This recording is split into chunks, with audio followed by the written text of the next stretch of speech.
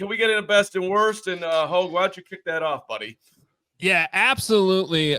Because it was I don't know, a choppy day at Hal. So we're gonna get into that. I feel like I've said that a lot, and that's where I'm just starting to feel a little bit uneasy. But let me start with the good. The best of the day was, as I was honestly today getting out there a little bit late with the Cole Kmet announcement today, a lot going on. And as I'm kind of walking out there, they'd already started some team drills, or at least 7-on-7. And I could just tell from my vantage point, I'm like, 15 catch.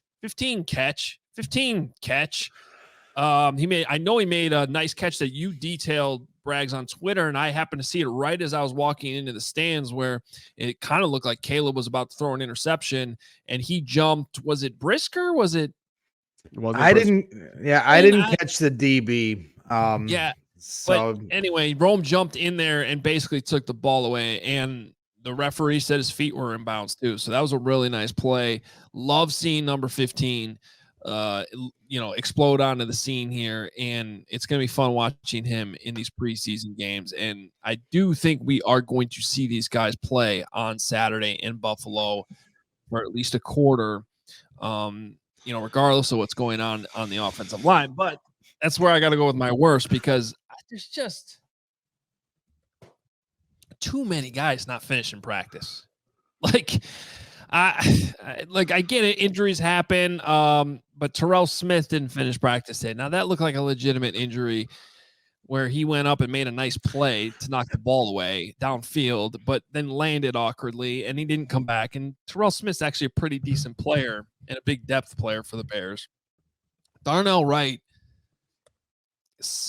I don't know what's been going on with him. He comes back from practice. I don't know if he re-aggravated something, but all of a sudden he's limping around pretty badly, and he's trying to gut it out, which I give him credit for. But after a few plays, it was just too much, and he ends up not finishing practice. Andrew Billings, I don't know if that was planned to just not do team drills, but he all of a sudden started walking over to the Bears Peloton team that's looking pretty big and mighty these days on those bikes that they're riding in the middle of practice. And I don't know, guys, it's just adding up. It seems like a lot. Coleman Shelton, he did finish practice, good for him, but at one point he was limping too. And I get it. It's camp. Their pads are on. Guys are going to get dinged up, but it just seems to be adding up. So that's my worst today. Gregory, you're up, my friend. Nobody would quibble, I don't think, with anything Adam just said. What do you got, my friend? No, not at all. I mean, to your point, Hoge, in terms of Darnell Wright getting banged up and Coleman Shelton walking off limping, it was on the very same play. The first play of thud session, not live because they weren't fully tackling, but they were hitting. And you guys can correct me if I'm wrong in terms of this being maybe the most physical first team reps. It's definitely the most physical first team reps I've seen so far in the open practices I've been to. Would you guys agree or disagree that there's been more physical reps in closed practices? No, I would agree with you that there hasn't been, but I would quibble with you slightly that I don't think it's overly physical out there. I don't know if you're quite saying that. I think because to Hoge's point, and I'll get to my best and worst, on that very first play of thud session, 11-on-11, Coleman Shelton and Darnell Wright roll on top of each other, and they're both holding their legs. It looked like a mass unit, like one play in. And Darnell Wright tried to play like 2 more reps on that session, and then he didn't practice the rest of the day. Coleman Shelton did finish his day. So my best, in terms of the physicality of the thud sessions, watching Caleb Williams step up and maneuver in the pocket is really starting to stand out to me. Last week I talked a lot about how they worked on anticipatory throws, anticipation throws in different windows, back shoulders, coming back to the front pylon. And I really enjoyed watching that touch and anticipation from Caleb. But then today, what really stood out to me was the way he steps up in the pocket, the way he climbs the pocket and maneuvers from left to right to open up throwing windows and or to bail out of the pocket, which he really doesn't do all that often in any of these team sessions. He tries to keep his eyes downfield for the most part. And Javon Dexter, echoed those sentiments at one point in his press conference. I think you were there, guys, where he said, the biggest challenge with Caleb Williams is his mobility in the pocket. And it's definitely the way he comes back in his drop and feels whether it's the edge pressure or pressure coming up the middle. He just does a really good job of flowing forward, side, right. He does a great job of tucking his shoulder to protect himself from, a pass rusher, and sometimes he'll keep the ball out with both hands and really showing like an emphasis of ball security. So his pocket presence to me really stood out today, which is why maybe I was a little higher on some of the things I was seeing on offense than others.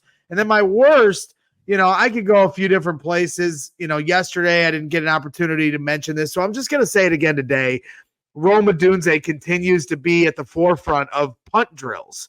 And I just have no interest in him returning punts this season. You brought in DeAndre Carter. You have Dante Pettis. You have Tyler Scott. I just don't want our top 10 pick returning punts. I'm sorry. I don't think he's really a great fit for it. He didn't really return that many punts in college. I'm not saying he's not capable. Yesterday in the rain, he did, or the wet conditions, I should say, he did have a dropped punt at one point, during one of the sessions. Today they had him back out there working on it some more. And I'm not a big fan of that they're putting this on his plate. I want him to just be comfortable learning how to become a wide receiver in the NFL. And so the more I see him as like the second option behind DeAndre Carter as a punt returner, the more I'm like, come on, like, let's get somebody else in there. And let's let the top 10 pick worry about other things. Nicholas Moreano, I believe, has arrived. If we can pop Nick in here as well, that would be, there it is. Now we feel whole. Nick, welcome to it. We've got, we're in the middle of best and worst. I'm sure you picked that up, Nick. You want to jump in here with your best and your worst? Yeah, real quickly. My best, just DeAndre Swift. We saw the one-handed catch on a screen pass, but Shane Waldron, really, when he was identifying some of the positives from the offensive play today, he identified the running backs, and Swift definitely is somebody that, when he gets in the open field, you could see the burst that he creates. And then for my worst, and I thought about you, Carm, when I was thinking about my worst, there was a play where Jack Sanborn came off a blitz. Tyson Bagent was in there, and you know what? It was Sangod versus Bagent God. I just didn't know how to feel for you, Carm, because Tyson Bagent would have gotten lit up if this is a real rep, but that's going to be my worst from the day in terms of for Tyson Bagent. He just wouldn't have looked good after Jack Sanborn laid down the hammer on that play. The sand god was cooking. I actually enjoyed that, the offense. Bagent had his moments today. My best, when I was walking into practice or around to the bleachers today, Caleb threw a fade to the corner to Keenan, who beat Jalen Johnson by half a step, whatever it was. Beautiful throw, as good as it could be. Keenan hauls it in, gets 2 feet down. At least that's what the official ruled.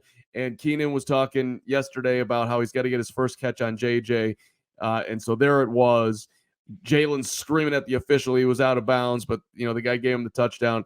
I don't care if he was in or if he was out. It was a sweet freaking throw, and it was a great catch. And shout out to Jalen Johnson, who's had an absolutely phenomenal camp. It is very hard to get a completion on that guy, literally anywhere all over the field. What an asset for the Bears.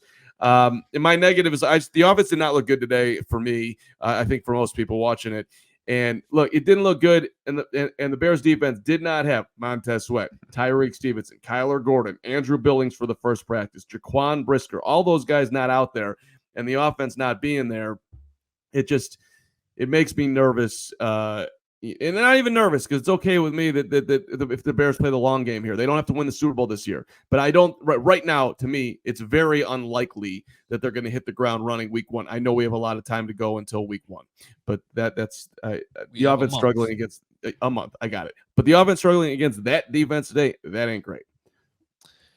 Yeah, I mean, there's a lot to get to, and I want to continue to hammer this out, especially on the offensive side, because I think there's some differing opinions on what this offense is right now, what it can be.